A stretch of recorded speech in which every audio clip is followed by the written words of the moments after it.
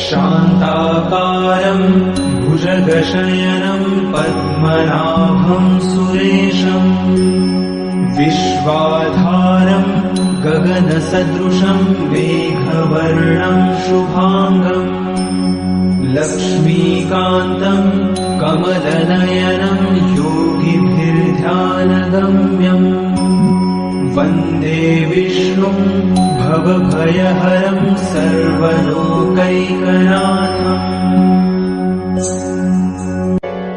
शान्ताकारं भुजगशयनं पद्मनाभं सुरेशं विश्वाधारं गगनसदृशं मेघवर्णं शुभांगं लक्ष्मीकान्तं कमलनयनं योगिभिर्ध्यानगम्यं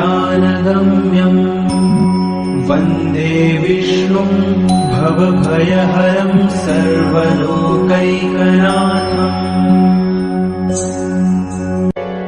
शान्ताकारं भुजगशयनं पद्मनाभं सुरेशं विश्वाधारं गगनसदृशं मेघवर्णं शुभांगं लक्ष्मीकान्तं कमलनयनं योगिभिर्ध्यानगम्यं वन्दे विष्णुं भवभयहरं सर्वलोकैकनाथम्। शान्ताकारं भुजगशयनं पद्मनाभं सुरेशं विश्वाधारं गगनसदृशं मेघवर्णं शुभांगं लक्ष्मीकान्तं कमलनयनं योगिभिर्ध्यानगम्यं वन्दे विष्णुं भवभयहरं सर्वलोकैकनाथम् शान्ताकारं भुजगशयनं पद्मनाभं सुरेशं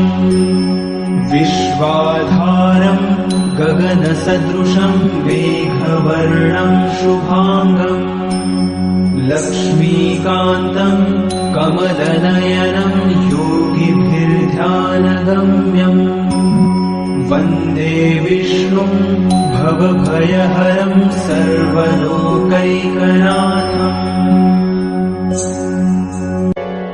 शान्ताकारं